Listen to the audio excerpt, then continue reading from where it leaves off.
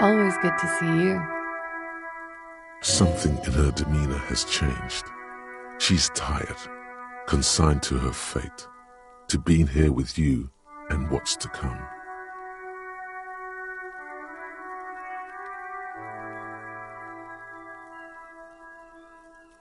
I understand. Just like that. No resistance. Her shoulders are slouched, her feet long and straight.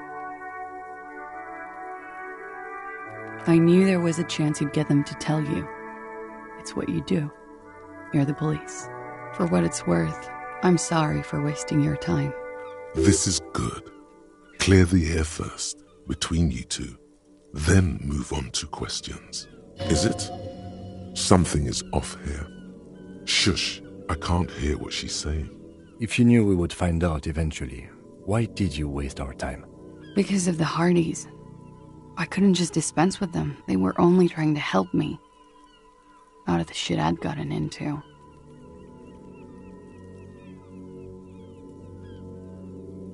You're right. There's more. You answer to the coalition government, and by extension, the moral intern. Briefly glancing over her shoulder to the sea, as she's done time and time again. A grand expanse of water reaches over the bay and to the horizon, golden grey in the noonlight. The Pearl, the Muindi Isola, the Occident, and then Oranje, the old, old world. You share a database with them. You send people to their courts.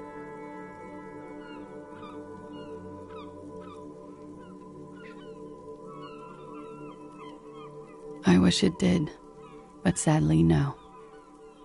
Just business, but bad business for some people in the moral intern. If I show up in your records, officer, they will find me. They will... What happens if they do?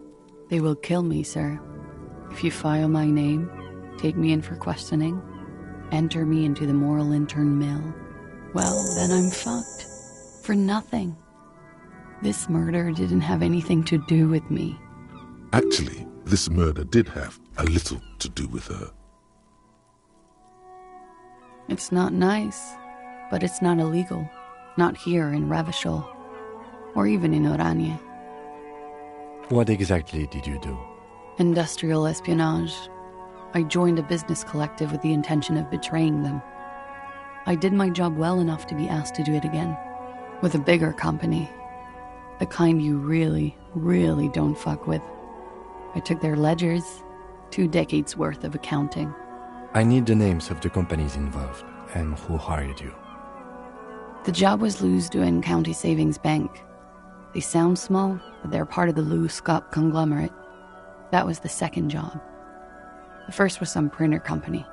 You wouldn't know them. But she really destroyed them. She still feels it. As to who hired me for the job, I don't know. But they're after me too, along with Lou Scott and their friends in the MI. Once you're done in the competitive intelligence circuit, you don't have allies. You're radioactive. Lowe's cap. These people engineer financial disasters in second world countries. The conglomerate also includes the Bank of Consecration, Airberg, and the popular Papalolo line of dairy products. Yeah. Papa fucking Lolo wants to kill me. Sure, I'm not a war criminal, but it was bad. People lost their jobs. Good people too, not just C-suite. A lot of people got hurt. But that's just more of my shit you shouldn't have to deal with. You're solving a murder. That can wait. Look into her eyes. There's more. One of them killed themselves because of me.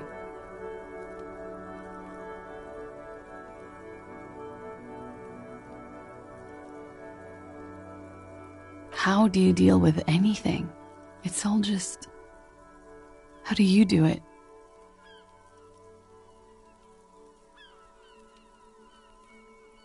There you have it. The way of the warrior.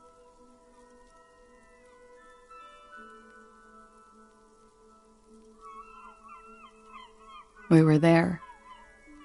Together. In bed, I mean. Okay. He was in a kneeling position. He had just entered me. I was on my back, looking at him. I heard the window behind me shatter, and I turned to look. There was a hole in the glass. I turned back to him. His eyes were looking through me, and his mouth was open, dumb. I could see. Her chest rises and falls with each word. She keeps herself together and says it. I knew he was dead before he fell down on top of me. He was heavy. I pushed him off and he fell to the floor. There. He only had his boots on. I bit the pillow, not to scream, then ran downstairs. I waited for the second shot to come. For me. I thought there would be one. It never came. She's forgotten about her cigarette. The butt has burned right down to her fingernails.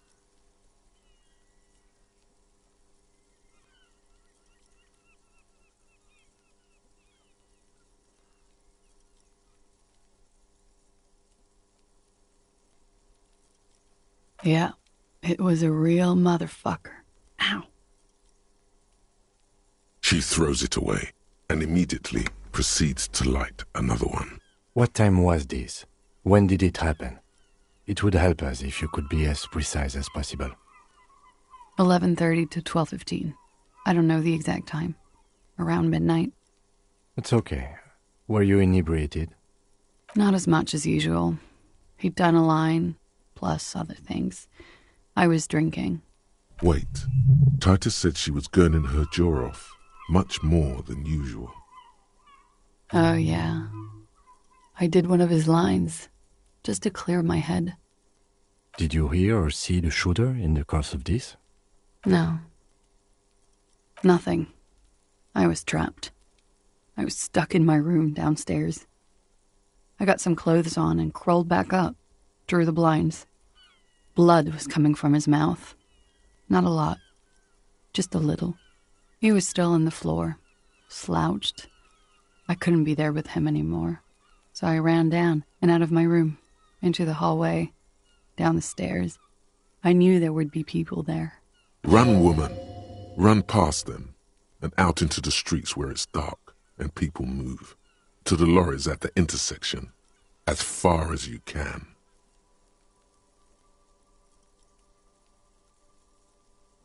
I already ran. I ran from an entire Isola. I can't run any further. Not with these people. This is as far as it gets. Sylvie was tending the bar. A lot of people were there. The Hardys were at the table in front of the stage. I think the Union box was full. Ruby was there too. They were having such a good time. I sat down and they all welcomed me. I didn't even have to say anything. Ruby knew something was wrong. Ruby? Ruby. You know, the leader. The leader? Of what? The Hardy Boys. Well, nominally, yes. Ruby's the one they go to when things happen, like things they need taken care of. She's the organizer. Would you say she is the 8th Hardy Boy? Why not? Well, Ruby said let's talk upstairs. I showed her the room. I've known these people since December. They know my situation, that I can't leave a paper trail. Ruby was the first one I told. She said she'd take care of this. It's what she does, you know, take care of things. I helped her get the body to the bathroom. We used a belt to pull him up under the shower, to keep him upright. To mislead you, they were tampering with the body. To produce lividity, matching a hanging? Yes. We completely missed the tampering. Looks like you got there in time. What was this, 20 minutes after death? About 20, yes. Ruby explained it would make the blood... You know what he does. Ruby went outside to talk to Titus and the boys. I was just looking at Lely in the bathroom. I had to put his clothes back on. His armor, too. It was tough, but I've seen him take it off and put it on many times. It took Ruby maybe half an hour to come back with Titus. I'd gotten him ready by then. They carried him out. I knew what they were going to do. Make it look like a hanging. Ruby said they would. Ruby said to wait here. She also said I wouldn't see her for a while. That we should lay low or something. So I did. I don't know. I haven't seen her since. We will need to take this question to the Hardy Boys. Interesting. Why did this Ruby go through so much trouble to hide something someone else did? Look into this later. When he was shot? I may have. I don't know. I couldn't hear anything over the glass exploding. The gunshot wasn't that loud. This is something to keep in mind when assessing the distance of the shot. What? Why would I put myself through this? Insanity. Get myself cornered like this. He wouldn't have died if it weren't for me. I know that. But I would never hurt him. He was a serviceman. He must have had a gun. Somewhere, lying around, close to her hand.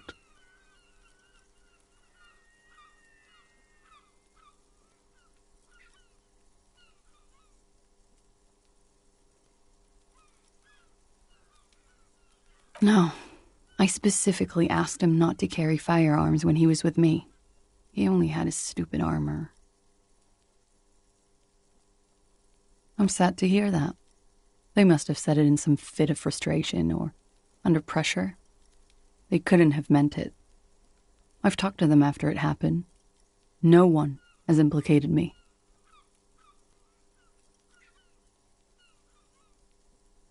I did not kill him to defend myself from rape.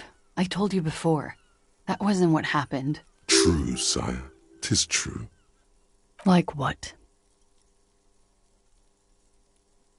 That's the first thing that went through my head when I heard the glass break. I thought they'd found me. They've killed him to punish me. All last week, I've tried not to talk to anyone or be seen with anyone so they wouldn't be hurt. I've come to understand, however, this is paranoia. What happened didn't have anything to do with me. I just don't know. I don't know anything.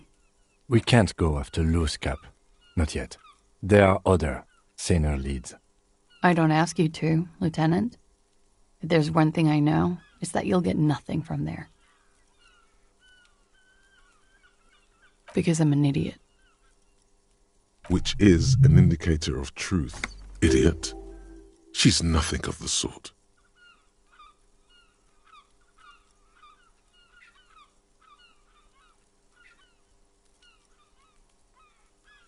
You have to understand, the people around here, no one was making the call, and he kept rotting. And then they picked his clothes off, and that little fucker threw stones at him. Her jaw is clenched. Her throat moves. It takes all her strength not to cave in and sob. Once. Just one time. He kept throwing stones at him for 3 days. I could hear the thud. Thud. So I called you. I hope with all my heart it's not the last thing I do in Ravishol. She definitely called the cops. That was task complete. It could not have been a lie. That is impossible.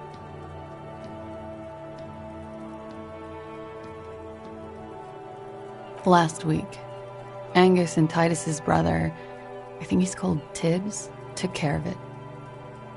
You should have another look at that window after this. Reconstruct the scene. It's right there. Yes, you see the glass sparkling out of the corner of your eye. She nods, silently. She doesn't even smoke. Just picks up the cold coffee and holds it in her hands. He's thinking, are we done here?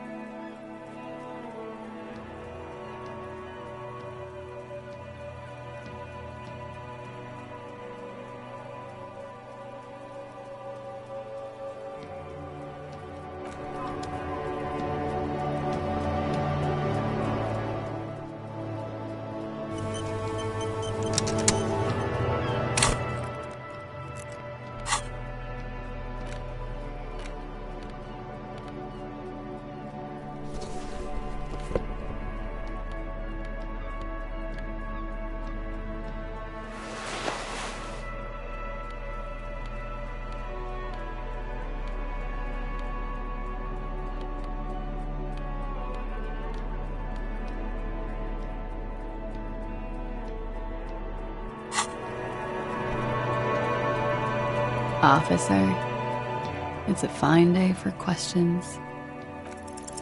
But we are awake, sire.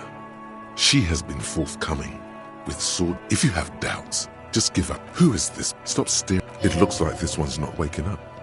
You'll have to do it without pushing her further. At least for now.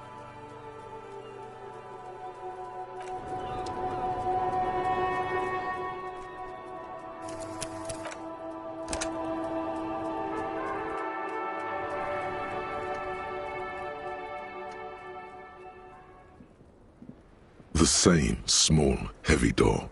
No lock in sight.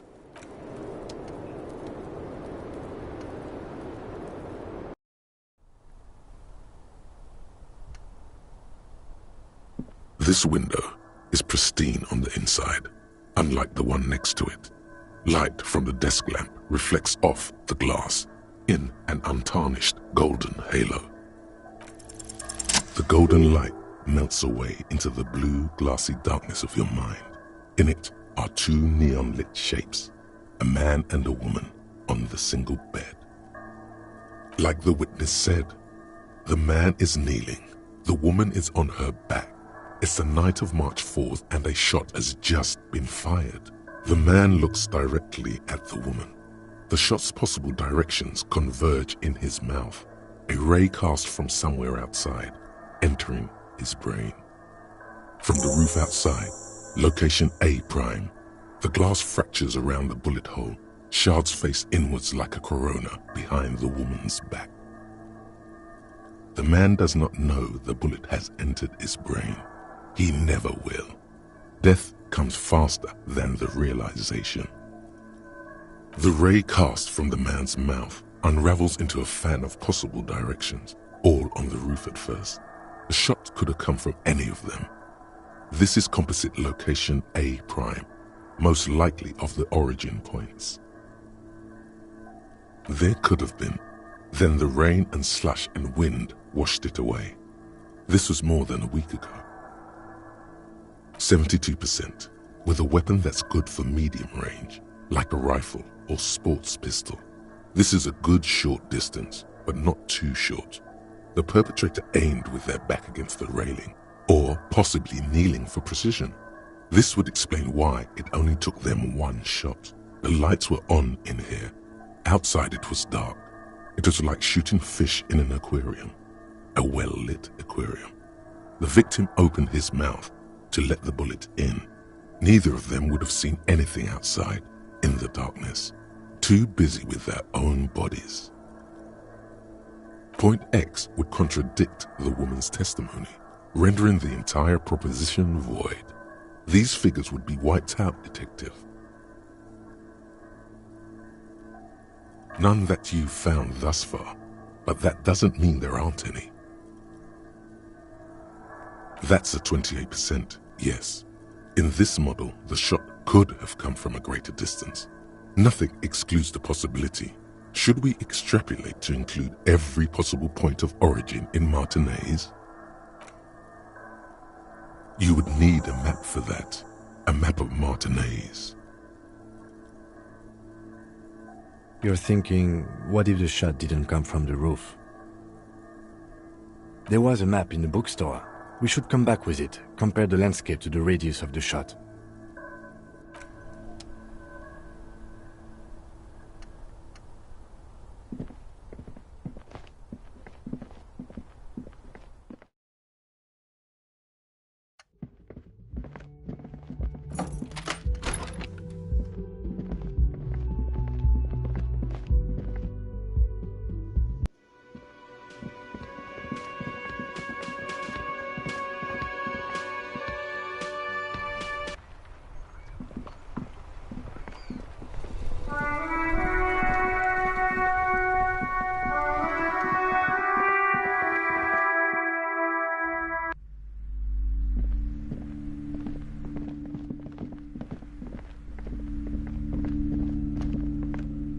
Several maps have been attached to a bulletin board hidden inside the alcove.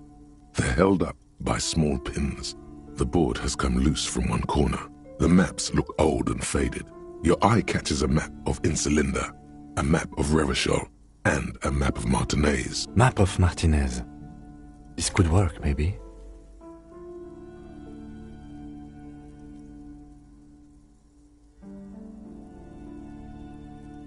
Always good to be informed of your surroundings. The north coast of a verdant island is shattered by the delta of a river. It is the River Esperance. Countless bridges put the shards back together, connecting city blocks to river islands. La Delta says a great artificial heart in the center, teeming with life forms and construction. To the east, rolling hillsides, Le Jardin, Stella Marie, the suburbs of Saint-Baptiste, swallowed up into the megacity. They sound rich to you. This is Revachol East, Houdon. It's somewhere to live, not bad. Then there's Jamrock. It's bad. People shouldn't live there, but they do. Then Faubourg. It's almost as bad and much larger. Then Coal City. It's the worst. It's so small you can't even see it on the map. No, wait. There it is, north of Jamrock, the strip of coast next to the Greater Revachol Industrial Harbour. It looks downright despondent. It's almost Coal City, to be honest. No, this is somewhere to be. This is all you have, but it's still something. Streets and sodium lights, the sky, the world. You're still alive. I'm sorry, officer. The map of Martinez is the only one available. The other two are not for sale anymore. And besides, you could scarcely afford them. They're quite valuable, though they might not look it. The map of Martinez is 90 cents, though. That old thing? It's an out-of-date map of a tourist location that never was nor came to be. From when some design studio people tried to spruce the place up 4 or 5 years ago. They also renovated the horse statue, set up those coin-operated viewers, and designed the new street lamps. The place does not look like a successful tourist trap, does it? They didn't get that far, for some reason. A shame the project never got going. Would be nice if someone fixed Martinez up. All these ruins are bad for business.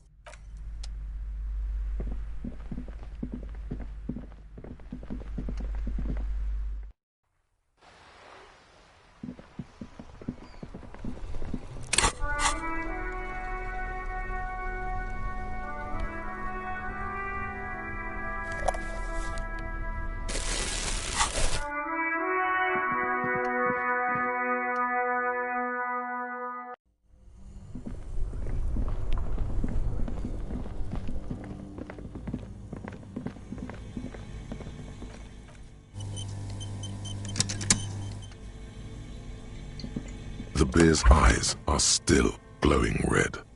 It's guarding over the freezing corpse hidden inside its belly.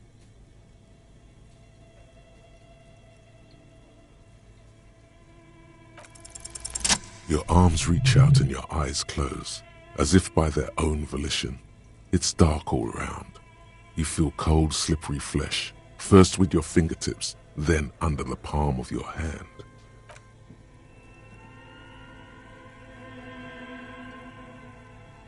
His face, his cheeks, his nose, his fat, swollen lips. Like a spider, your hand crawls over his features. Everything is silent.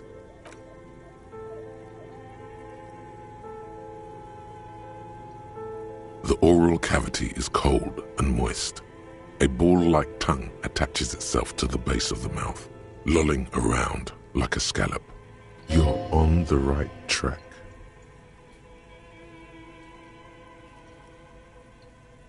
The tongue moves freely in the cavity. The mucus of the mouth is slippery, delicate to touch. From the soft meat, teeth are budding. Hard pearls of bone in the gums. And in the back of the mouth. Can you feel it? You're so close. Rip his jaws open now. Look in. A vision of black and dark red death, pried open by your naked hands and studded with teeth. Looks like he's laughing. Death fumes rising from the throat. And there, in the back of his mouth, above the bell of the uvula, right in the soft palate, you see a hole. barely visible to the human eye. It is swollen shut, almost vanished. No larger than 0.4 centimeters in radius, the edges appear darkened. An abrasion collar. This is what we're after. I see it. A black trickle of liquid runs into his throat from the wound. Your index fits right in there. A tight tunnel of flesh opens up. Tissue damage. Wide enough for 2 fingers. As you push both in, you reach through his mouth, right into his brainstem. Yes, that's what this part is called. The basal ganglia feels clumpy. The bullet has torn apart his reptilian complex. This man will never sleep again, never wake. Your fingers slide into the remains of his limbic system. There is no resistance. It's gelatinous. The slug-like structures are damaged too. The tearing extends deep into both hemispheres. The lieutenant answers with the sound of his pen on paper. Your fingers are all the way in now, reaching toward the inside of his skull. The cavity goes further, but the entry wound isn't wide enough for the rest of your hand to follow. Your fingers reach toward his skull. His cerebral cortex feels like jelly, cold jelly. Strange fluid streams down your wrist as you push deeper, until you feel it on the tip of your finger. Sharp, serrated material. The edges cut right into your skin. This must be the bullet.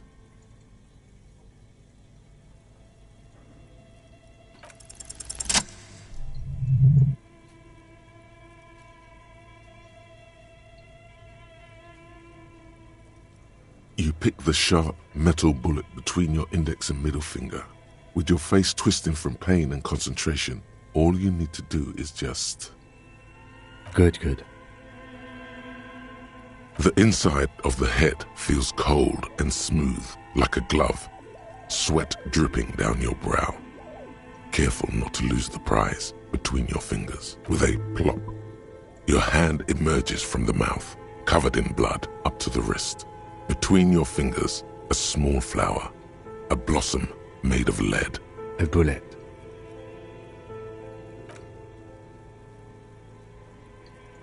The bullet falls in the bag, leaving a smattering of blood on the plastic. He raises the bag under his eyes and says, A non-caliber. Rifled. Some kind of brittle alloy. Fractured on impact. Of course, you've earned it. Looks like we need to add one more item to your injury list. Injury number 4. Oval entry wound with an abrasion collar. Soft palate, back of mouth. High velocity. Temporary cavity in brain tissue. Small exit wound on the occiput. How does that sound? Opinion, fatal injury. And one last thing. We should demand injury number 3, ligament mark. Treatment. It's obvious the Hardy boys tampered with it. I had my doubts. There were no signs of a struggle on his hands, no claw marks on his neck. But still. His brow furrows while his eyes glaze over. The lieutenant looks regretful for not figuring this out before. Oh, you really do. I am glad to hear you say that. Your room in the Whirling in Rags should come with a bathroom. Be sure to make use of it in the evening. Yes, we should take a closer look at it. I am certain it has more to tell us. This little thing could reveal much about the weapon that shot it. We bag the corpse and carry him to the holding pen of my kinema. I can transport him to processing myself, but I will be gone for the rest of the day. Work on the case. Tend to personal matters. Try not to do anything too dangerous. An officer needs backup in a neighborhood like this. I'll leave that choice to you. And one more thing. Great work, detective. After you bag the corpse, Lieutenant Kitsuragi will leave the party until tomorrow morning. You can do side tasks, and even the main case, but it might be more difficult. Plan his exit accordingly.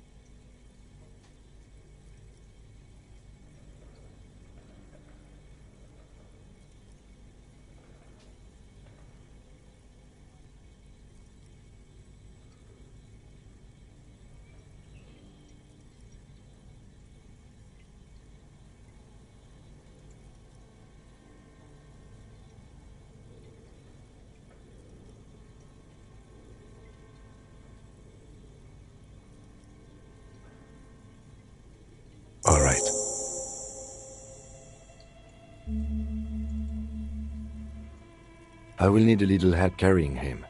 You take the hands, I'll take the legs.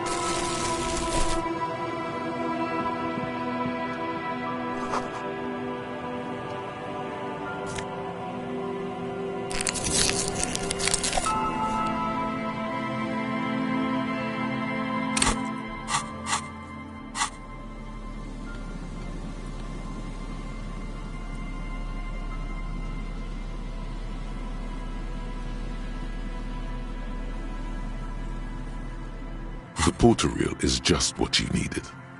You press the large button marked Commencer, and the tape starts spinning. There's a small delay before the song starts playing.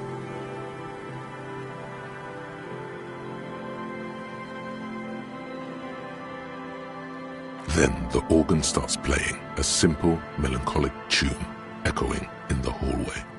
A lone singing voice joins in, telling you about the tiniest church in Cessons, surrounded by even tinier yard.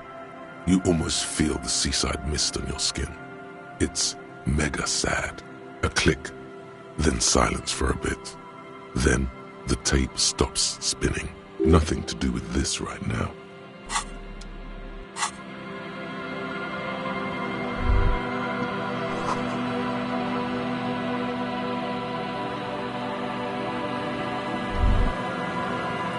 Rust peels off the bent iron posts of the swing. The wind whistles through the skeleton of the small house behind you. There's desolation everywhere. In this yard, someone thought they could have a summer house on the beach for cheap. It didn't work out. Looks like they abandoned it. A long time ago, someone used to live here, laugh here, thought it was a good idea to build a swing even.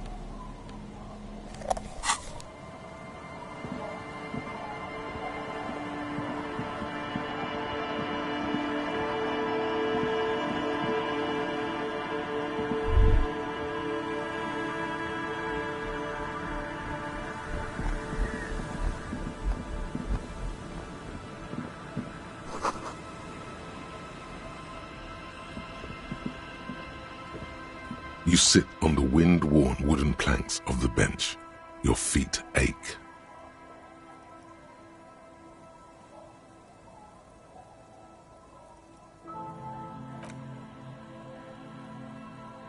The twiddling barely keeps your hands warm against the frigid wind blowing from the coast. After a while, you've had enough.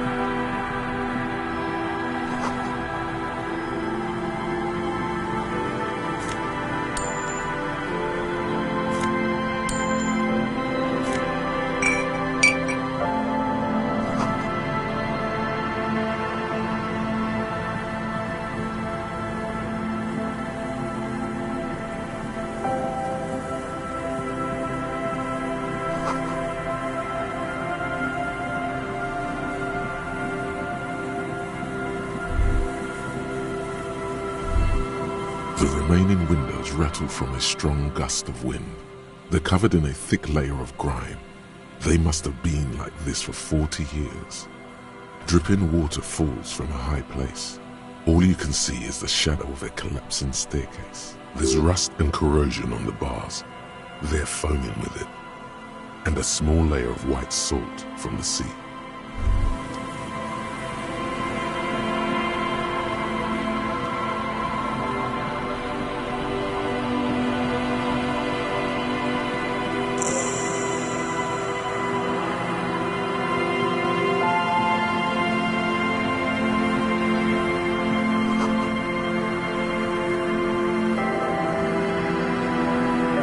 A metal payphone under a yellow plastic dome.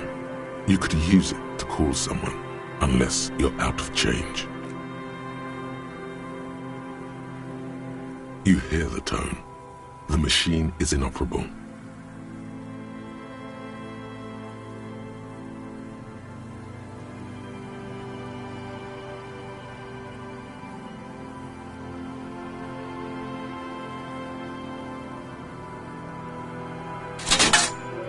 Calling. Still calling. This feels wrong. Should you be doing this? End of tone. Someone picks up. Pierre, is that you, Pierre?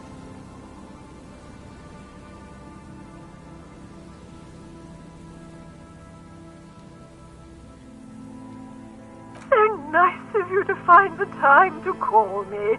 It gets so lonely. Even the animals have died. Are you sure you're Pierre? Your voice, it's different. Chrysanthemum. Her voice is drowned in white noise. Sounds like waves washing a beach, growing in volume until the call suddenly disconnects.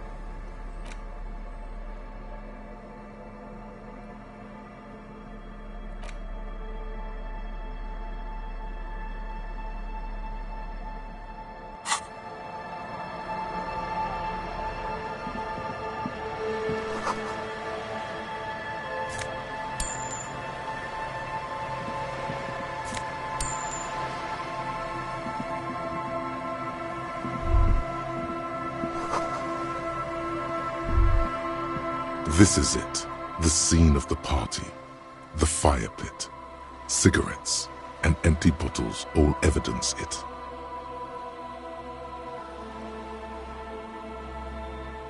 Looks like they were here a while, judging from all the bottles.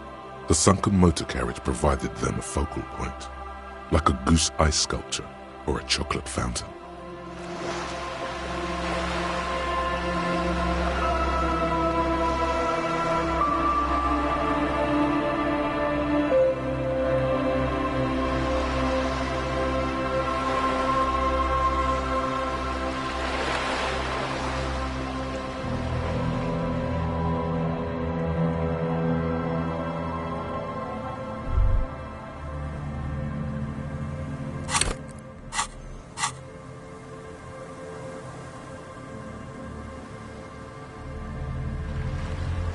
A banged-up motor carriage lies half-submerged in the icy water, slowly sinking into the Insulindian Ocean. Only the cabin top, rear wheels, and the engine remain visible.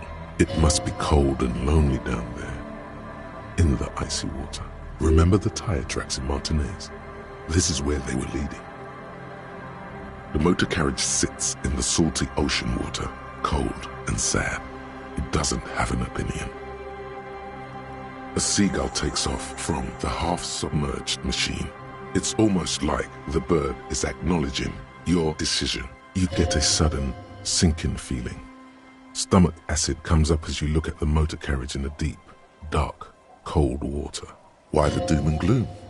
It's just a sunken motor carriage. Some motor carriages are bound to end up in the sea. The motor carriage is properly stuck in the ice. Getting it out would require a team of specialists. The logo is too deep in the murky water. You can't make it out, but you do see a monkfish float by. The accident couldn't have happened too long ago. The ice hasn't closed up around the vehicle, so the crash must have happened last Saturday or Sunday. The estimate is correct. The incident probably occurred on Sunday evening. Your mocking tone finds no response, but the motion of the waves.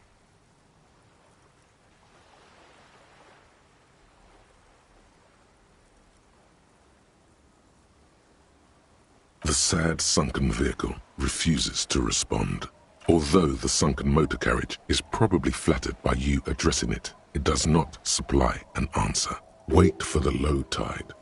Then you should be able to access the cabin.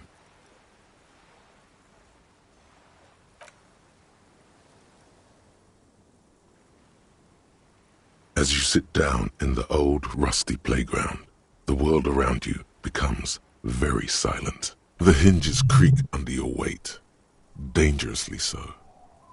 Nothing but the sound of seagulls high above in the sky, echoing like distant laughter. Ice cracks around the blue motor carriage in the sea. The tune on your lips forms a strange yet undeniably beautiful contrast with the surrounding bleakness. It's sad that no one and nothing but the sunken vehicle is here to witness it, but the unexpected beauty of the tune lifts your spirits nonetheless. The clouds pass in the sky, and the shadow of the swing moves like the hour hand on a timepiece. 30 minutes have passed. Looks like this might take a while. Time to present a good topic for discussion.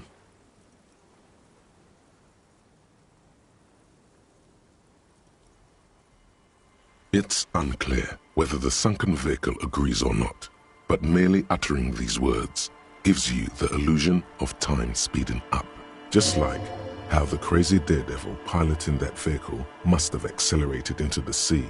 What a clumsy wuss. Clouds on the horizon grow darker, and the shadow of the swing set keeps climbing. You hear the distant rumble of the city. 30 minutes pass. Yes, it is. It feels as the city behind you grows silent in the waiting. Seems like an eternity has passed. A dim light scatters from the cloud cover above the city. In it, you can see the blue and white motor carriage slowly appear from the water, centimeter by centimeter. as the sea recedes. It's a Caprice 40, a workhorse of the motor park, favored by the working men, government offices, firefighters, I guess, maybe animal control people. You know, those kind of people. Yes, Harry, it's the number 41, the number of our precinct. I hoped you would come back for me.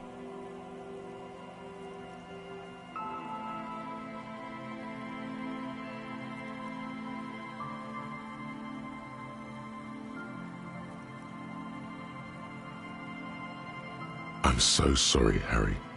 A massive pit opens up in your stomach, and the most terrible feeling comes over you. No, just nope. Say no to this, Harry.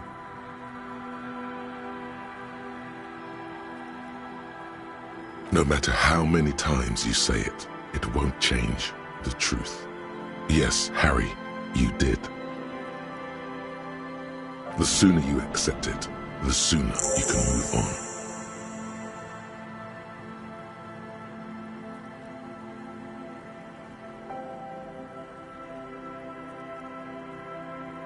We don't.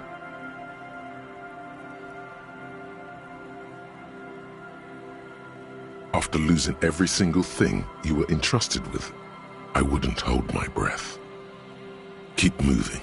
You're a shark. You stop, you die.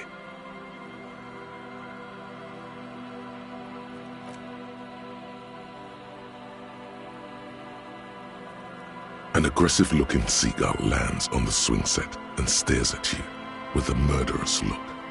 You really need to keep moving.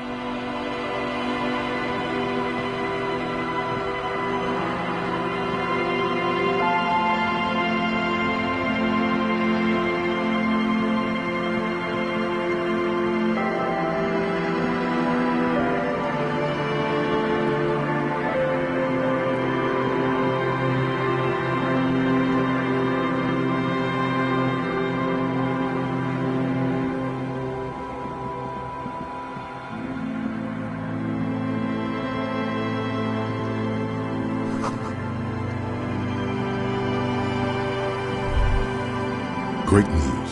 The boat is big enough for a grown man like you to fit underneath it in a supine position. I don't know. Sleeping? What do people do under boats? This is merely a measurement from your visual cortex. Do with it what you want. No, wait, sorry, my bad. There's a rotting dog carcass under there and old fish too. You wouldn't fit next to the mummified canine's mausoleum. Damn dog, taking up all your space. The fish smell is too rank too, though. You have a home somewhere. All cops do.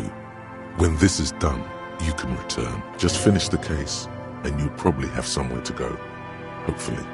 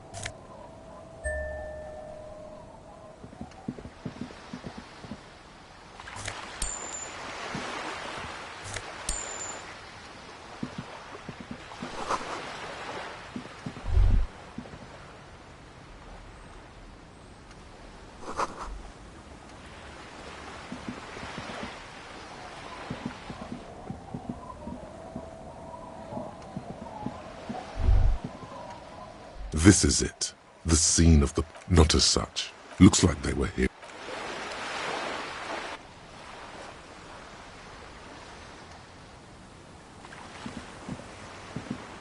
A banged up, it must be... Remember the tide? The motor carriage sits in the salty ocean water. Cold. And a seagull... You get a... Why the doom and gloom? It's just the motor carriage is... The logo is too deep. The accident... The estimate is correct. The incident... Your mocking tone, the sad sunken vehicle, although the wait for the low tide, then you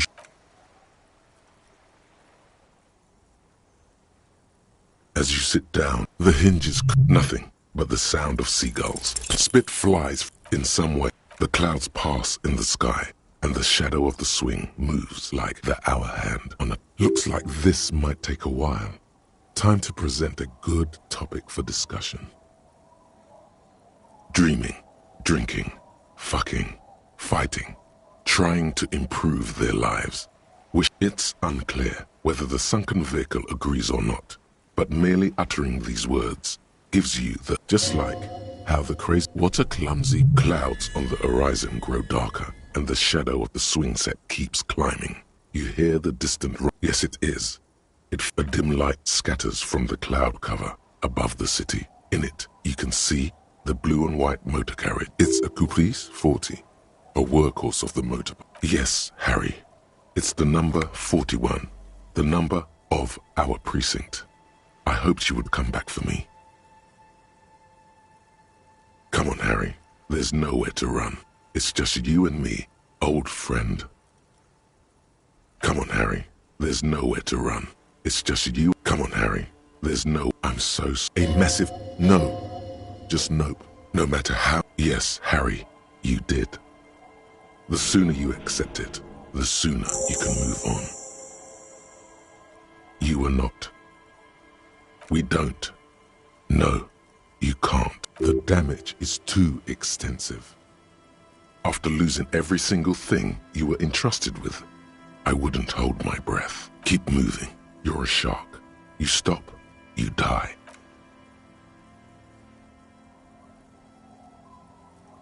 An aggressive-looking seagull lands. Date of birth generator. You were born in the year 07, in the last year of the commune of Revachol, right before it fell, in the old military hospital on the ground floor, where people usually came to die during a snowstorm. The revolution had about 1 year left to go, and the fires were still burning bright. There were explosions in the blizzard. This was 44 years ago. You are 44 years old.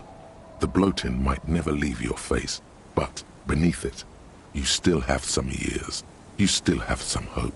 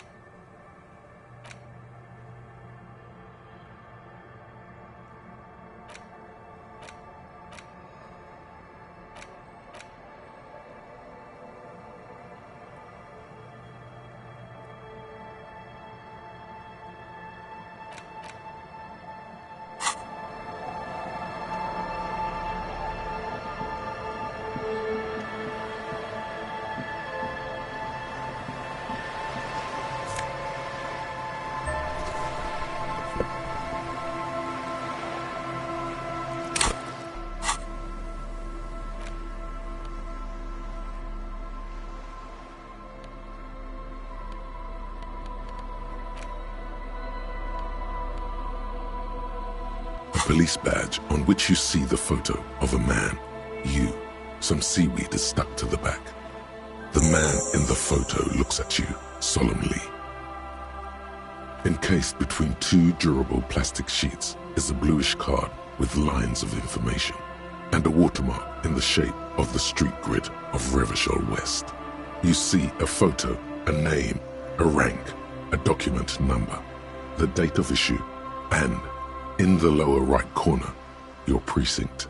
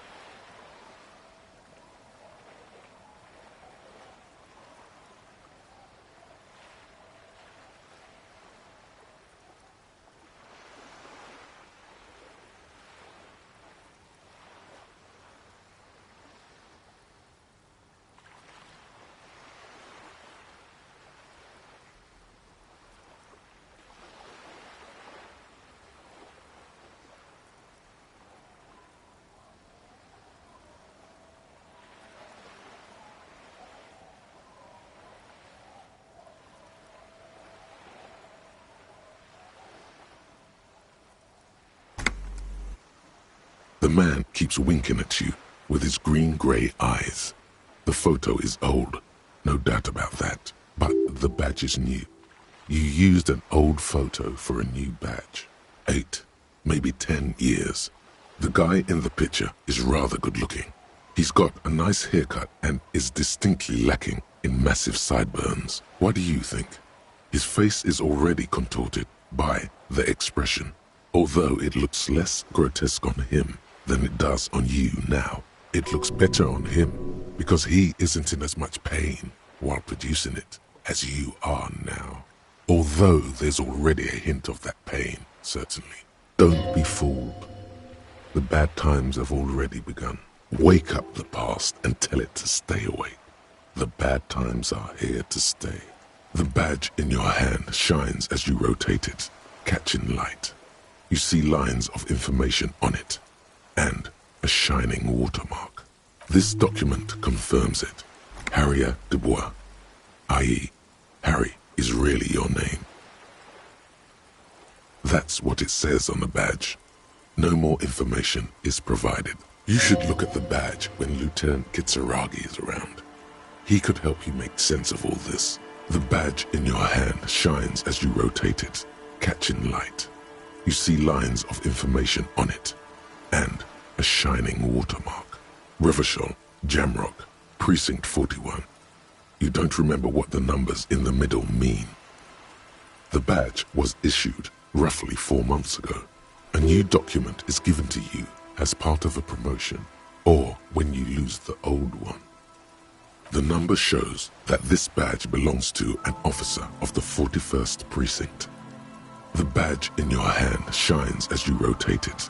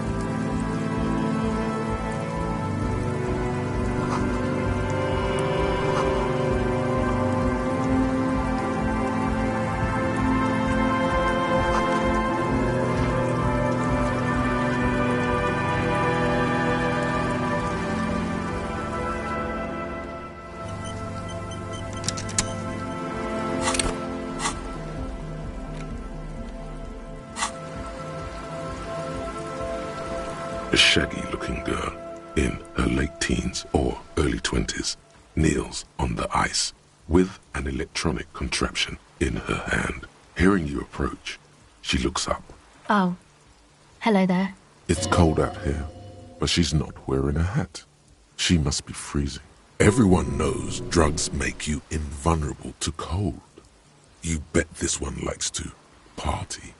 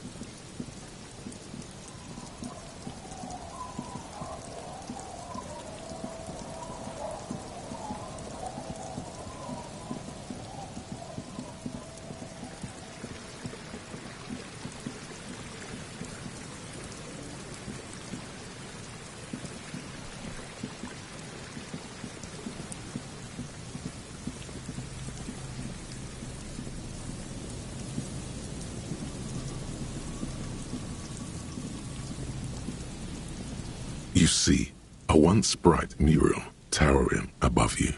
The signage has peeled off over the years, but you can still make out Feld Electrical R&D, a slogan used to intertwine with the loops a long time ago.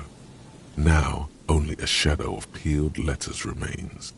It says, "Tomorrow is just a whisper away." Ah, yes, their famous motto. A fine example of technological optimism from...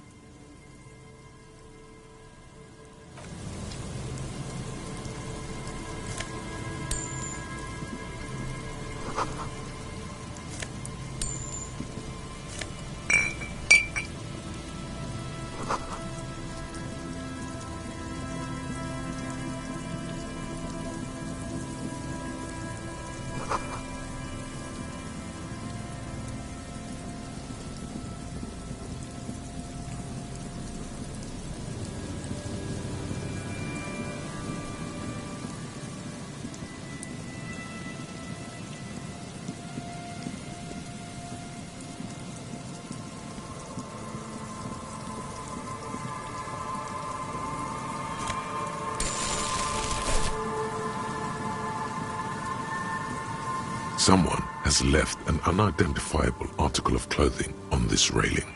It smells really bad. It's streaked with dried seagull shit and tangled with pieces of seaweed. A dangling arm suggests that there might be a jacket beneath the crust of filth. It seems likely that it was left in the surf until someone laid it out on this fence to dry out.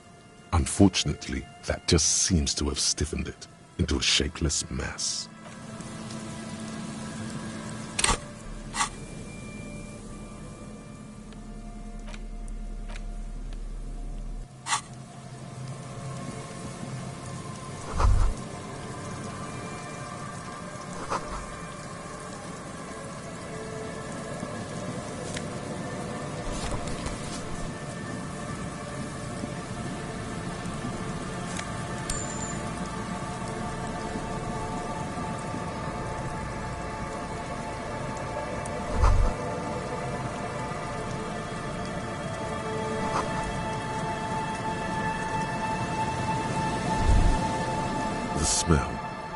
It's awful and familiar.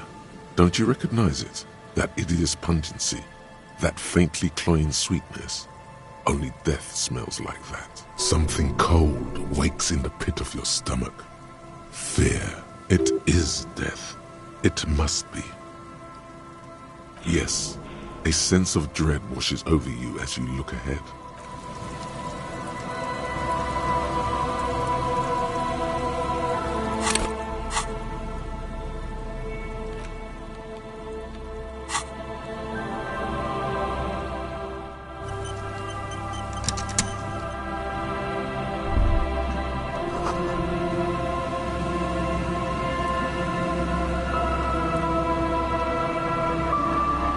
There's some tear, an empty cigarette package, and a crumpled kebab wrapper in the trash bin.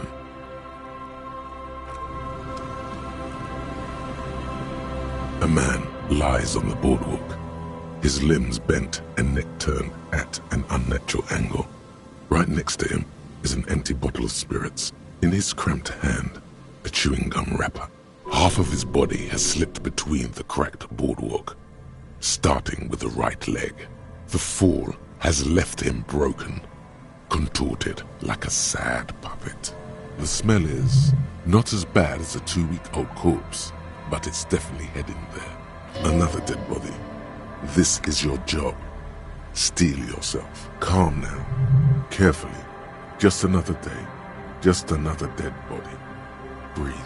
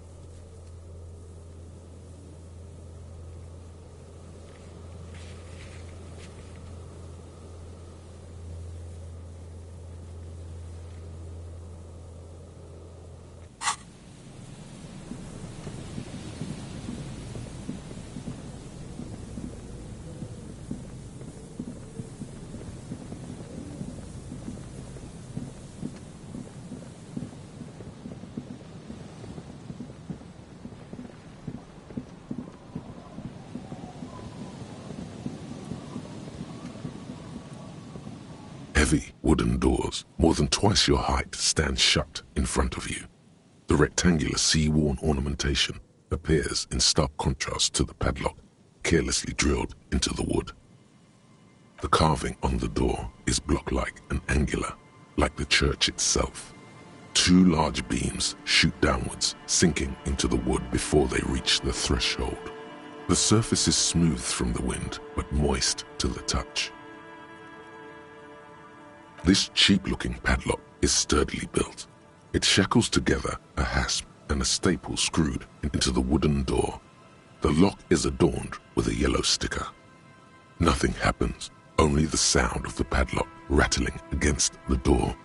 You see a yellow circle with 2 X's and a big curve below them that looks like a mouth. You're pretty sure you haven't seen it before, but what the symbol depicts is clear enough. A smiling dead guy. The curve makes it smile, and the X's make it dead. There is something blindingly modern about this symbol. Its modernness puts to shame everything you've seen before. It's the contrast between the cheery, chemical yellow and the rigor mortis. As if the cheery guy didn't know he was dead, or the dead guy didn't care that he was. Either way, you get the sense the forces of future are at work here. This cheap-looking padlock is sturdily built. It shackles together a hasp and a staple screwed into the wooden door. The lock is adorned with a yellow sticker. The padlock passes through a staple that's been hastily attached to the wood. Closer inspection reveals that one of the screws is not a screw at all, but a nail. The work has been done recently and is unprofessional, to say the least. Should you want to get through, it might be easier to just pry the whole thing off.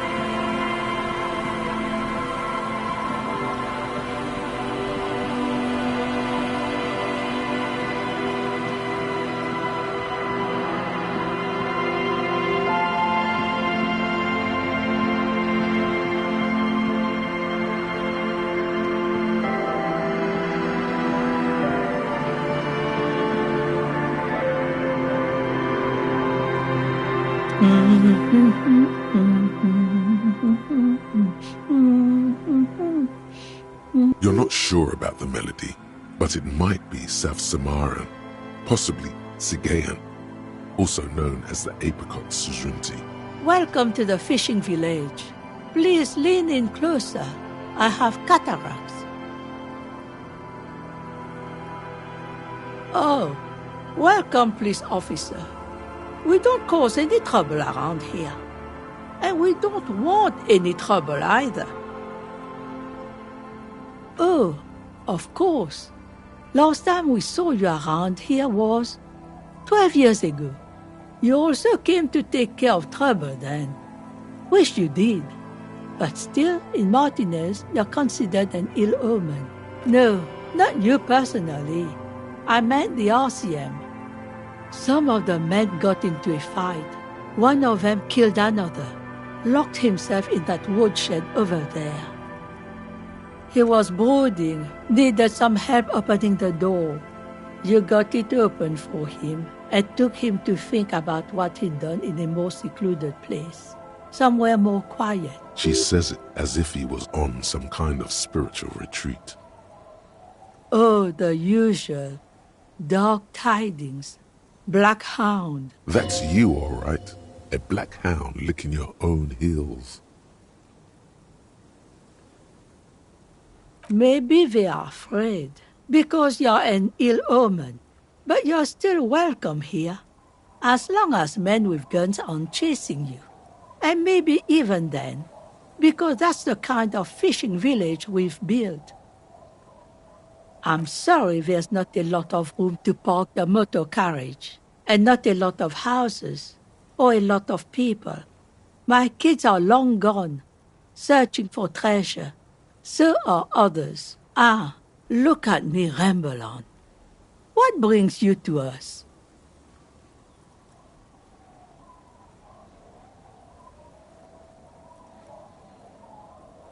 Stay? Most people here are trying to leave. That said, if lodgings is what you're looking for, I've got a free room in the shack. I won't charge you for it.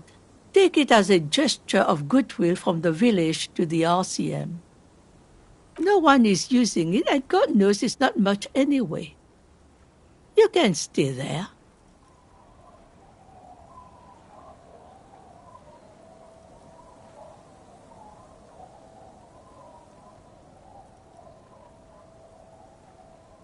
Oh, don't. It's your choice. No skin off my teeth.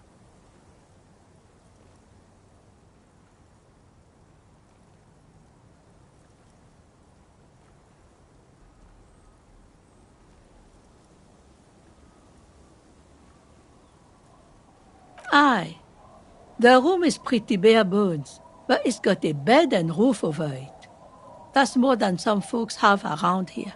When Varson communist revolutionary Ignas Nielsen was in hiding, he stayed in a hut on the Boreal Plateau for 10 months.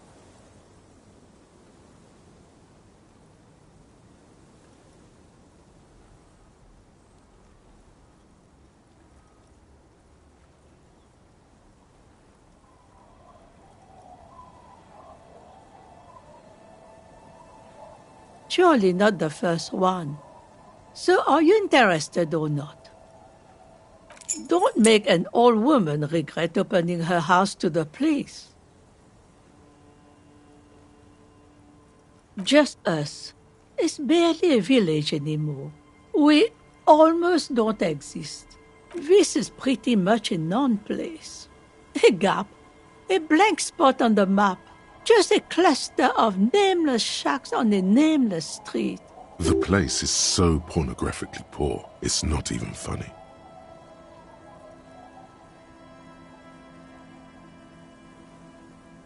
Well, there's Lillian and her kids. A few new folks live in the house to the east, but they're away right now. And then there's the drunks. Not a pretty sight, but there's little we can do about it. Home is home, even for them. Sooner or later, you'll see for yourself. Don't have to look long to find these guys. Here? For you? No, officer. The only money we have here is some coins the drunks tried hiding from their women and then forgot about. Under carts, boats, in little boxes, it's not hard to find. Over there, you can find more of the same. Shacks and trees growing wild. That's the pox. Between here and Jamrock, a dusty sea of old trees, all covered in industrial soot. Small houses under them, an overgrown park. An old military hospital and its surroundings. Or it used to be, during the time of the suzerain. After the war, it was turned into a goodwill hospital for shell-shock veterans and folks looking for some quiet in the old sanatorium gardens. Now the area is crisscrossed with nameless streets and makeshift cinder block houses. Shacks as far as the eye can see. The goodwill ran out. The staff left and the place was shut down. It's long gone by now. She nods, rinsing another piece of cloth. Not much. There's the abandoned church, the DeLorean Church of Humanity. It's been there since before my time, even. Some things just don't fly, officer. Look around. Who'd go to church here? They built it 300 years ago. Must have been nicer then. The ecclesiastics have tried to get things going there, but things just keep happening. Crime, accidents, other things. The place never stays open. It's a pity. It used to be such a nice church. She's not telling you all she knows. Keep her talking.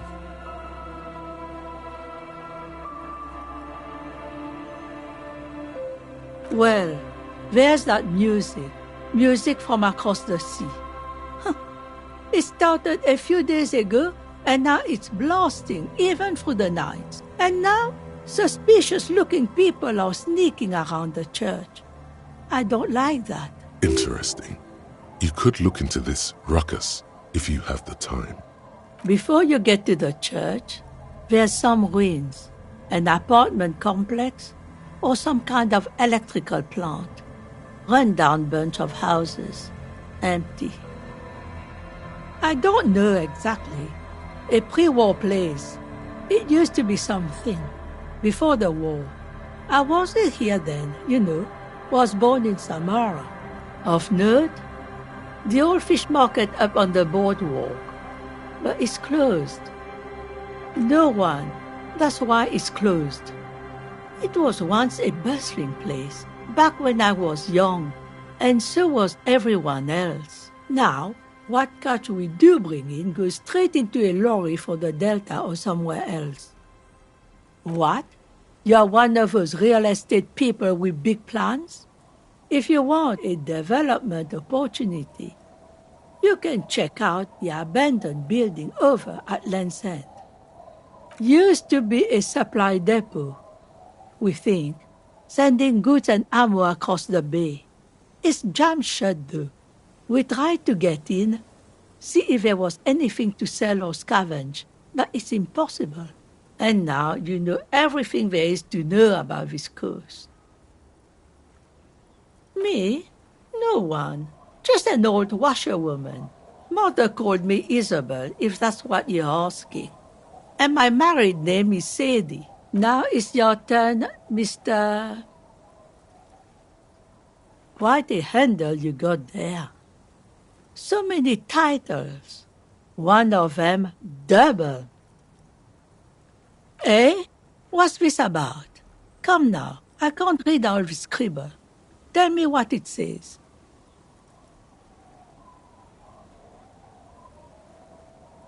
Huh. I might be half-blind, but it looks like part of the village is gonna be a street. The best part.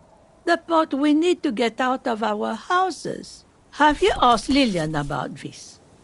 I won't even consider signing till I know she's on board. She's right over there, the dark-haired woman, leaning over the railing. Yes, you do that. Can't let fat Mr. Clare down now, can you? She is not impressed by a cop running errands for a local bigwig. Not at all.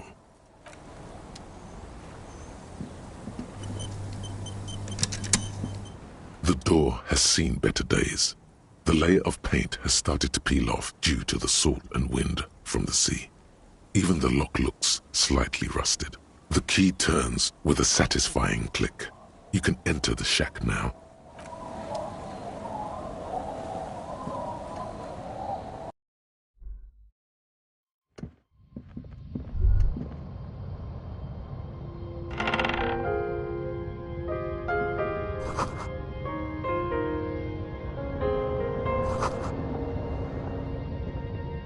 On the table, you see a bowl of water, a rough soap, and next to it, a small hand mirror. A straight razor soaks inside the wash basin.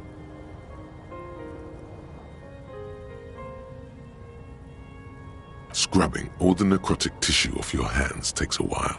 The fingernails are especially hard. Death has made its way into every nook and cranny. But man persists. And finally, your bruised hands look clean and presentable. Sort of. The sudden absence of the morbid dead tissue smell is uplifting. The water reflects back a vague image of your face. Nose bulbous and red, hair unkempt, wrinkles lining the eyes and forehead. The stash is gigantic. You'll be looking like a pansy without the chops. A fucking pansy. A fresh start looms ahead. Clean yourself up and be born anew.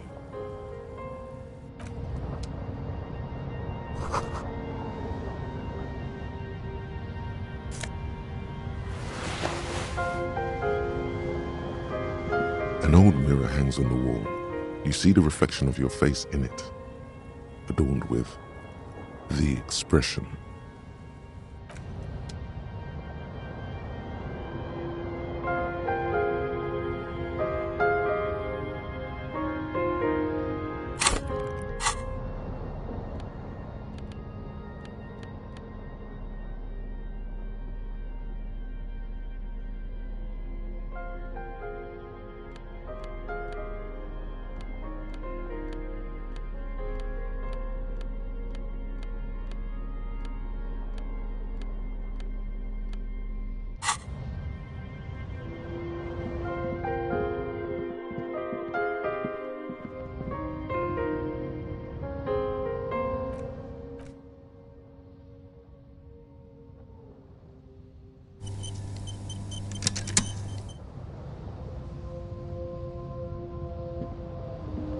the table, you see a bowl of water, a rough soap, and next to it, a small... Your hand trembles as you scratch your cheek. Oh no, that's not how a grown man shaves. Thank God, I would have cut your throat.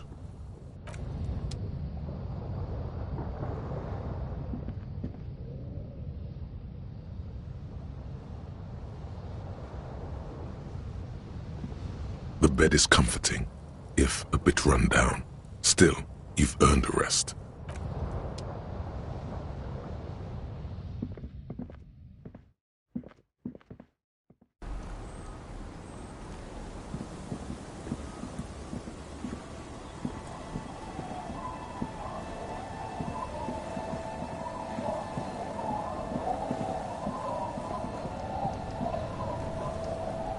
Hi, officer.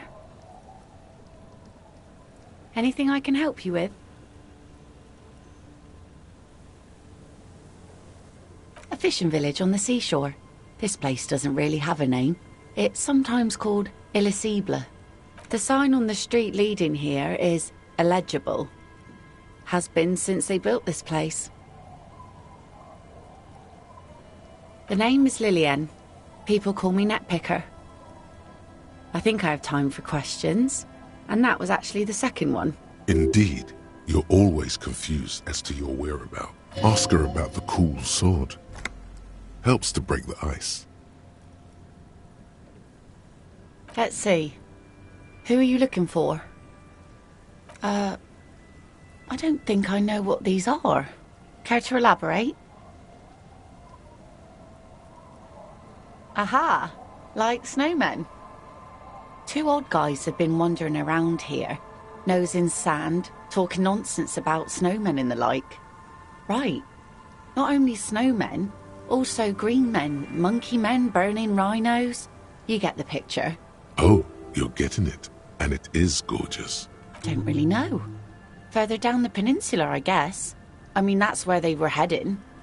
Who else are you looking for besides snowmen? Well, how can I assist you then, officer?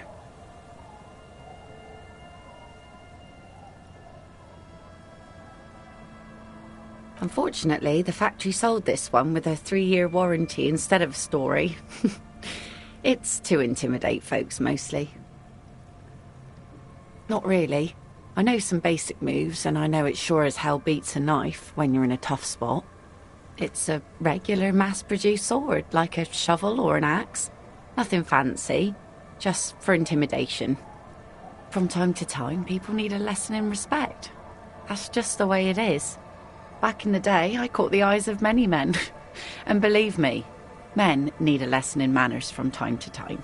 No, I'm afraid not. Tempting to confiscate the blade I used to keep these animals in check.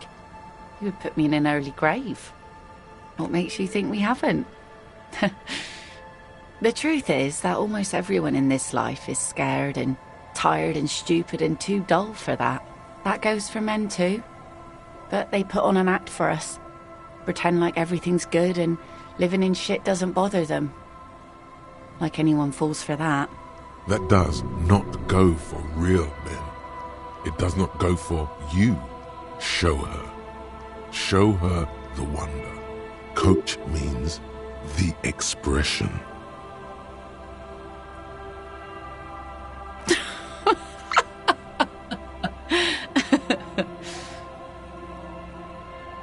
Sure. It looks as if you could face down any horror in the world with that same unchanging grin. It's like a shield. The traces of her laughter are still there, in her eyes, fading fast. Some went to patch their wounds, their lesson learned. Others were more thick-headed. And one of them, I ended up marrying. Guess I enjoyed the way he bled. If it is, then why the melancholy? Gone. To the waves. The sea took him. It was a long time ago. Who knows? Maybe he fell over. He didn't respect the sea. Went out there, drunk like a skunk, and sure enough, one day the boat was found floating empty. The bloated corpse turned up 2 weeks later. Now, before you tell me how sorry you are for my loss, know that it was 4 years ago, and I've moved on. There's only so much mourning you can do for a drunk with sinewy muscles. She really liked those muscles, though. It's in the way she pronounces sinewy.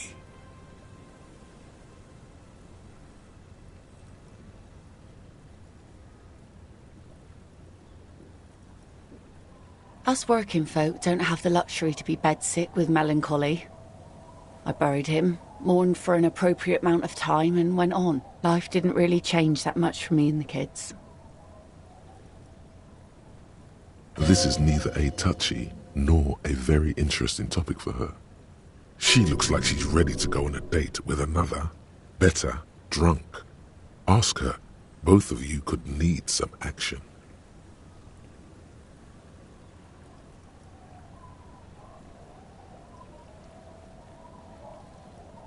Sure is. The sun, I call her, coated with a fresh layer of tar just yesterday.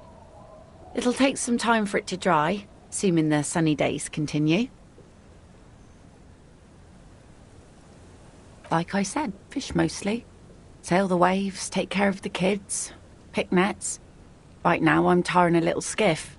I sell the fish to people in the Delta to serve at their fancy restaurants. Authentic insular Indian cuisine. Sometimes I also walk to the beach to see what the sea has given up. The sea is full of surprises. Keep it professional, man. Don't make it sound like you're hitting on her.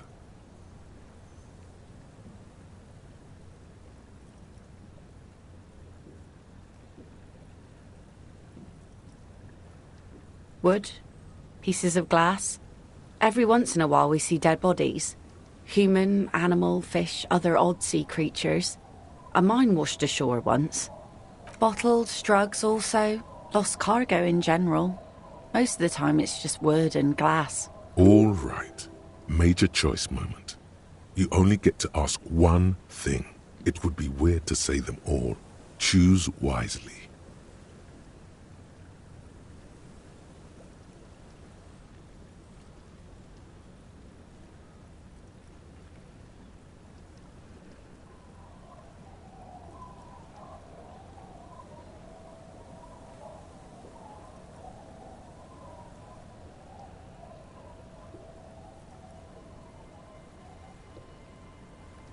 And go where? The fish are plentiful here and we get enough orders to get by. It's not great, but it's something.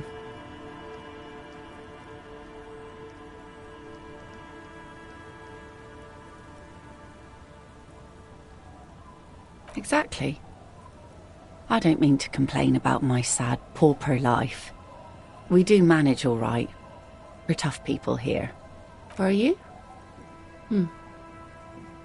This says by signing I agree to living with construction noise. What exactly is the union building? What a nice idea. Wouldn't have thought that... She sounds incredulous about the niceness of the idea. That Everard and the union have nice plans for anything. I thought they only cared about themselves. Well, I guess union members have children too. And those members have a vote when electing the head of the local chapter. Aye. Why not? Fine. Here you go. You're welcome.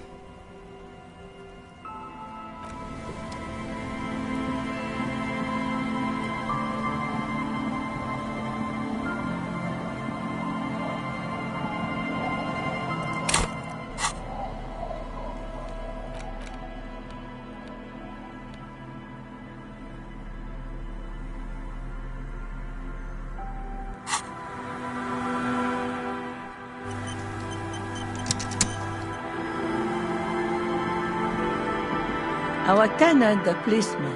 I hope the waves don't keep you up at night. What? Lillian should let her sword make her decisions. The girl just doesn't have the head for it. Either way, I won't sign.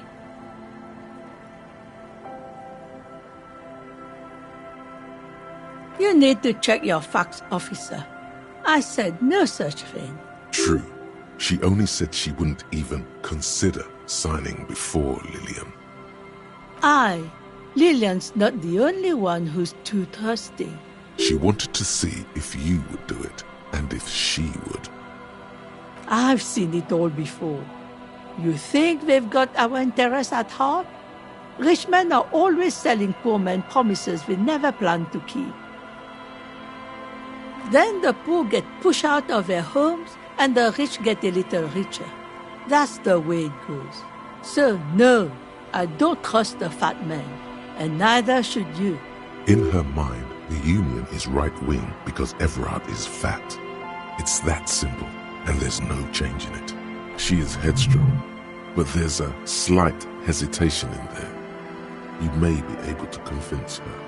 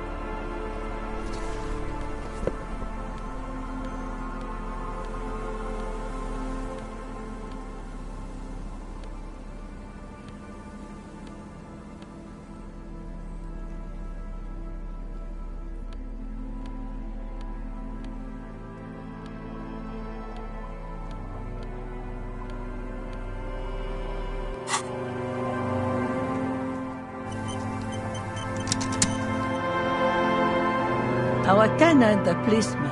I hope the waves don't keep you up at night. What can I help you with? It's really in her best interest to listen to you. You know how the world works.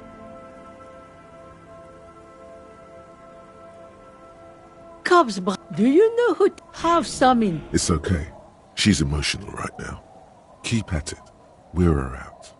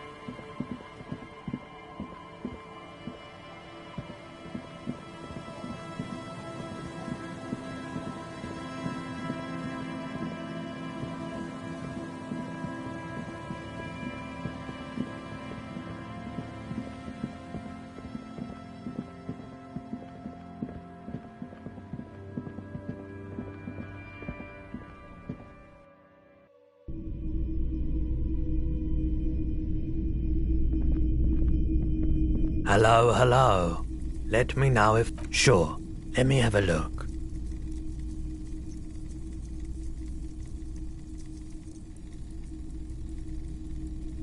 Another time, perhaps.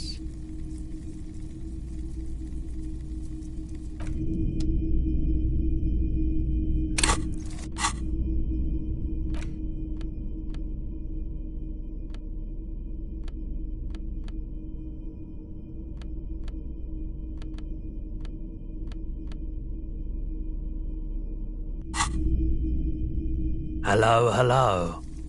Sure, let me have a look. Anything else you're thinking of selling?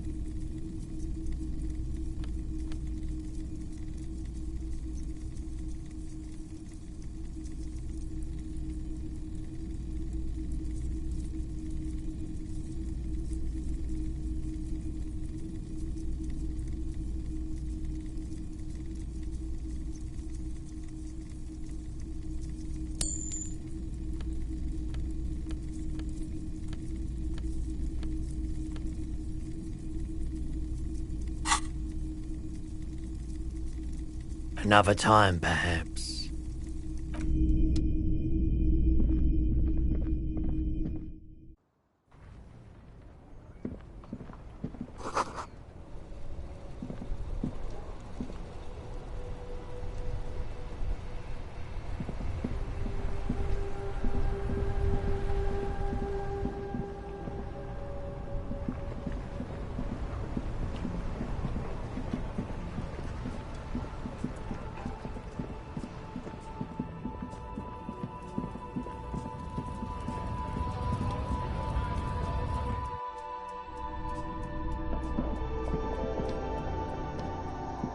The tear machine, your bottle's clogged. Do you know what you should do with that money?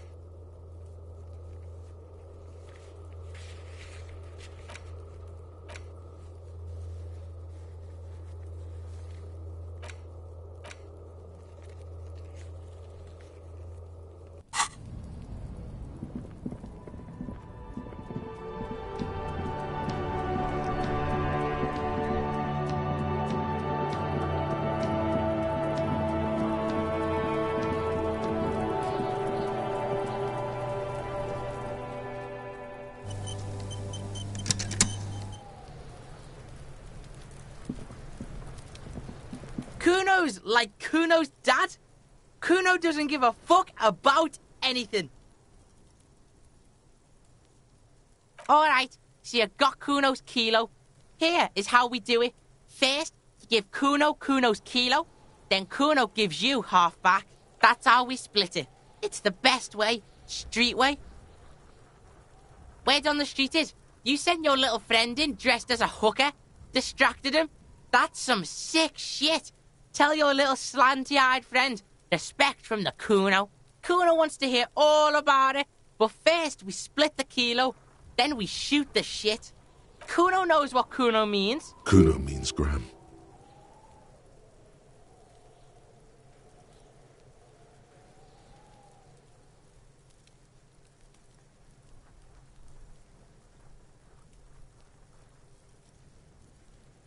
All right. Kuno knew you'd try that sneaky pig shit on him. Tell him, Kuno! Kuno's got brains. This shit doesn't surprise Kuno. So Kuno's gonna give you one more chance. Know this, pig. Shit is major. Major fucking choice, pig! Kuno won't take this shit lightly.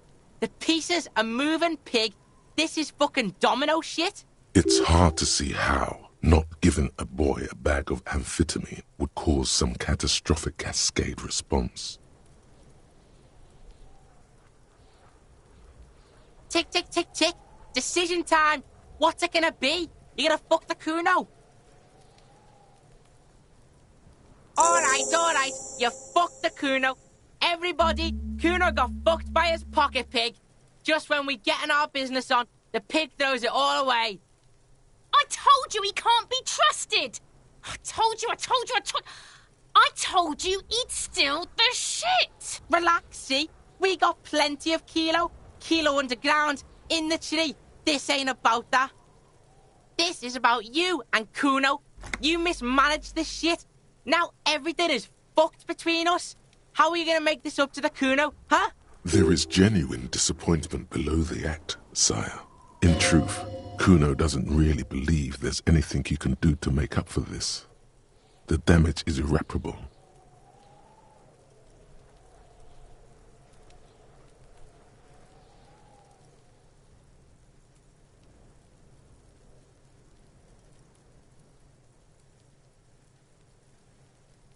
The fuck do you know about Kuno's life? Kuno's got plans. Get the fuck out of here. Yeah, we got plans! 6 meters underground, below piping from before the war, the collapsed remains of the Martinez storm drain system.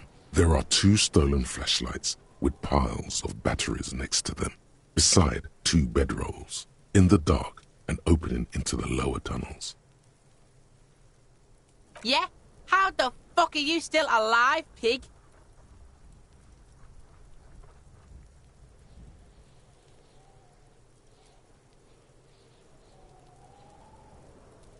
What?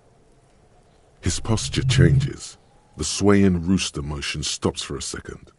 Then he gets it going again, reorienting himself. Fuck right. Kuno's dad was sleeping like a bum. Kuno told ya. Kuno's dad doesn't give a shit about anything. Fucking breaking and entering shit.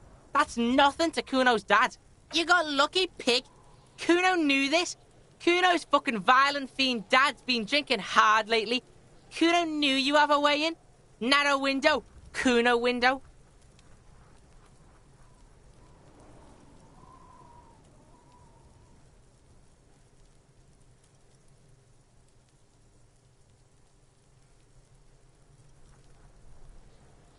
Kuno's not fucking trying to be tough. This shit is real. Kuno's fucking violent dad's gonna be a vegetable. Kuno knows that shit. Stroke shit. Stomach fucked up and... Kuno's gonna go out like that too. Gonna be just like Kuno's violent dad. Speed shit. Crime shit. Fucking on the bed. Go out West Revachol style. Stop saying all this sad shit, Kuno. There's a touch of grief in there. Fuck you talking sad?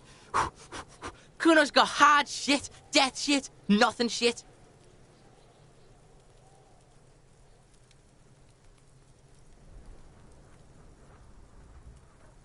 Get your fucking nun-ass out of here before Kuno fucks it dead.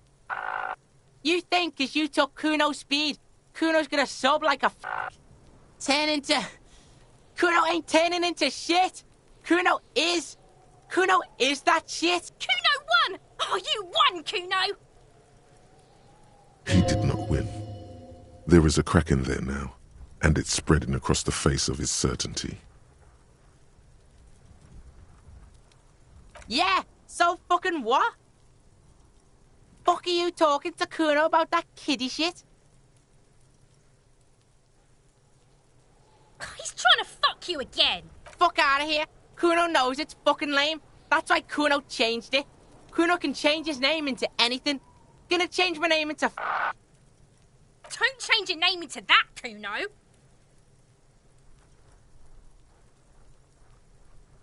Fuck right there were. Fucking 3 years or some shit.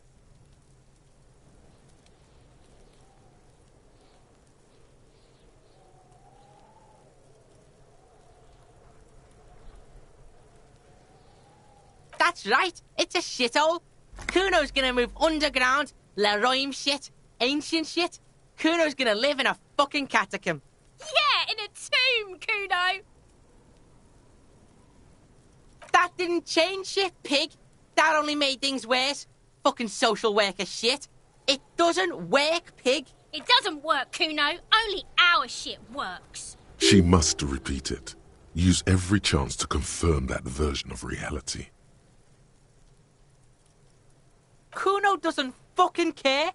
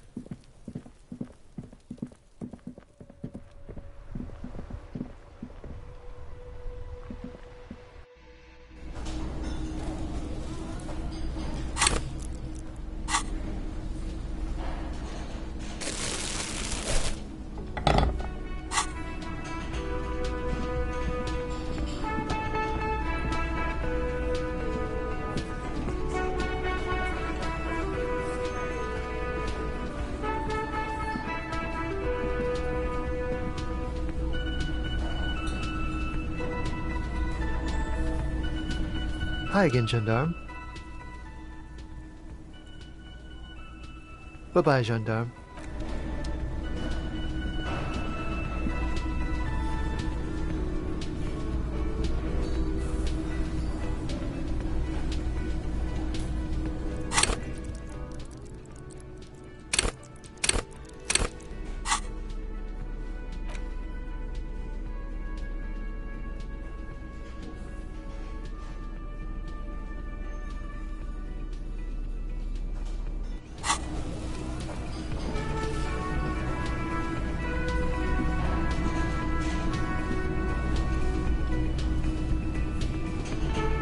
Can I help you?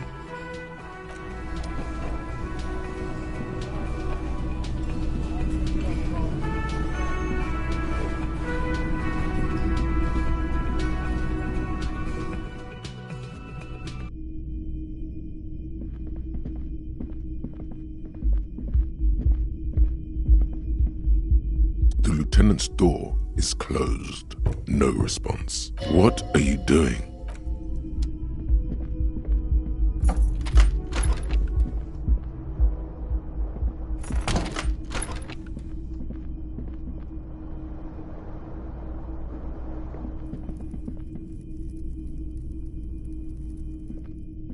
A mirror hangs on the bathroom wall. In it, your face, adorned with the expression.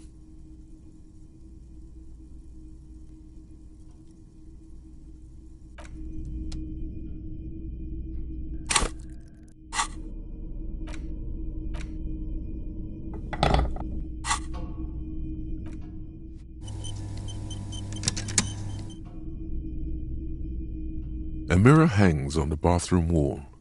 In it, your face, adorned with the expression. The faucet is quite terribly mangled, but you just might be able to twist its parts into place. You handle the chain cutters deftly, applying just enough pressure. The faucet regains a recognizable shape. The steam stops. Told you that you needed those chain cutters. Everything is connected. Everything has a purpose. The mirror begins to clear slowly without you having to wipe it.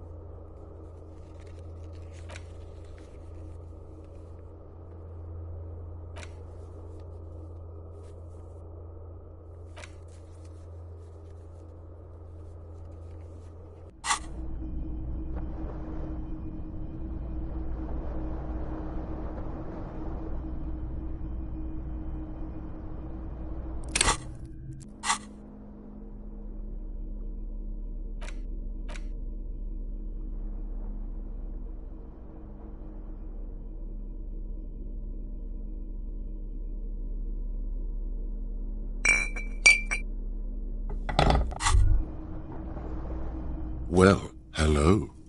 Someone seems to have found himself a bottle of alcohol.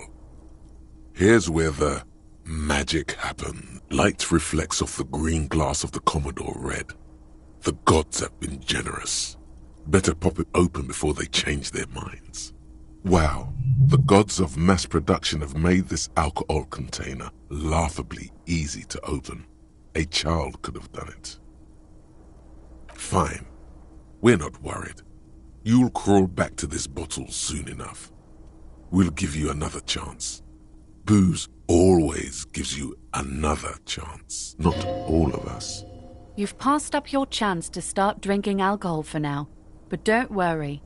The option to start drinking becomes available again in 2 hours.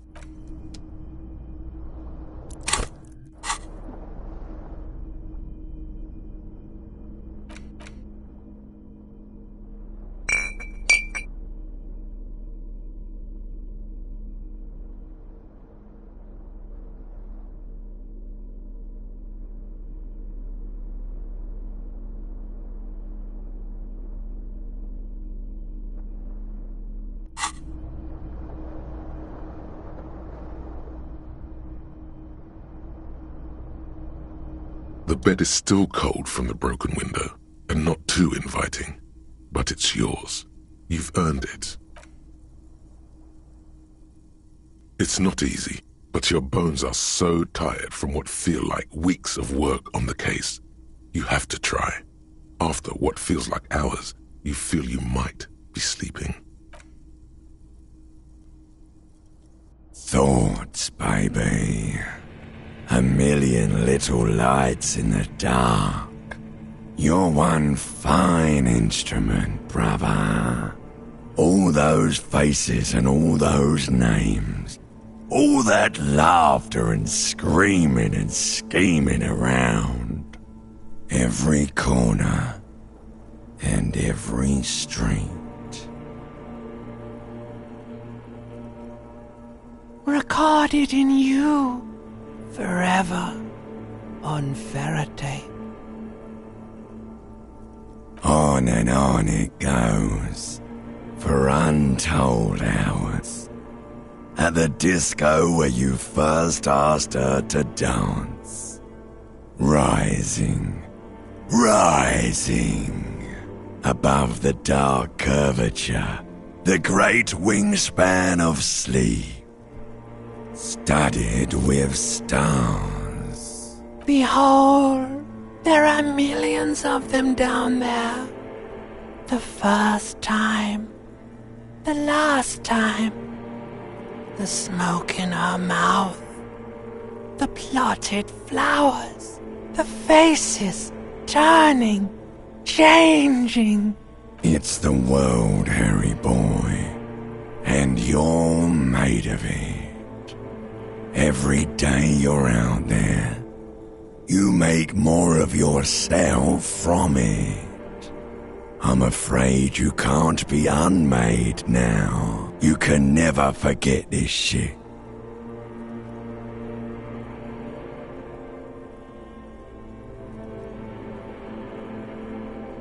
Beautiful. It's stuck on loop, whirling, spitting out words and images. You're the son of the world again. Harrister, a ceaseless agent, picking up litter and old newspapers, collecting your little bubblegum wrappers and idiotic picture postcards. Meaningless, meaningless keepsakes. Reading your awful letters and recalling things, aren't you? The endless names of the world. An address book you are. The map of a city. You'll go insane if you keep going like this. One more day, and you'll be in the loony bin. I just know you will. And for what, brother man? For the working class. Solving your little crossword puzzles. Doing your tasks. Crossing names off lists. Trying to become some sort of world detector. It won't make it okay. It won't put smoke back in her mouth. There he goes again. He's a real political animal, our Harry. He still doesn't see that it's the world changing around him. He's got no idea what he's in for.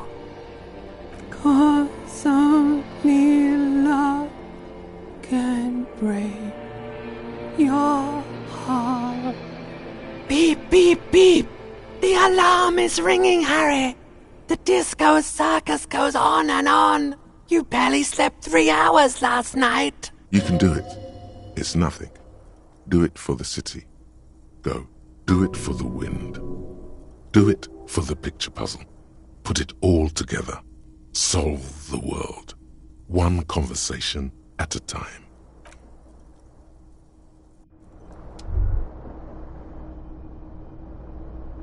Rise and shine, comrade. It's time to get to work. Despite all the thinking you've been doing, only 0.0001% of communism has been built. It's too great a task to undertake alone. You're going to have to get organized. Organized. Organization hasn't exactly been your strong suit, historically speaking.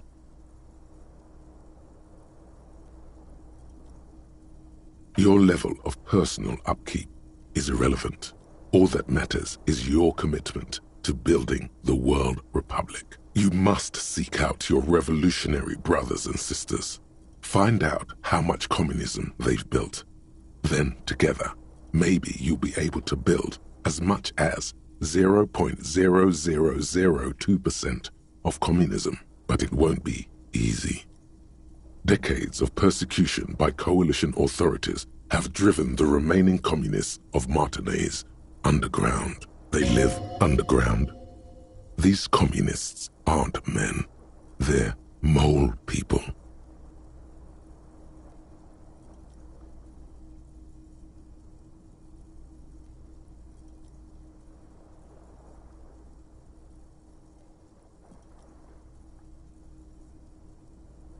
Let your nose guide you, Detective.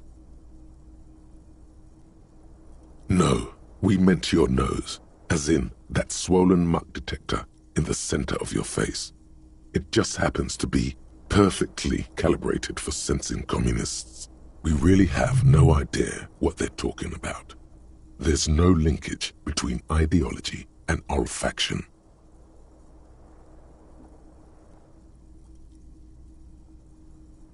First, you'll have to locate the remaining communists in Martinaise. When you get near to someone with revolutionary potential, your nose will give you the signal to establish contact. Again, no, it won't.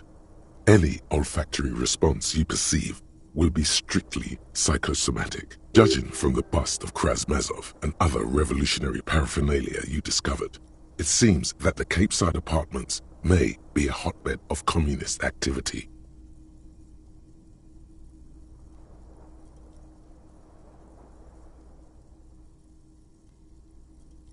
You'll discuss the monumental world historical task that lies before you.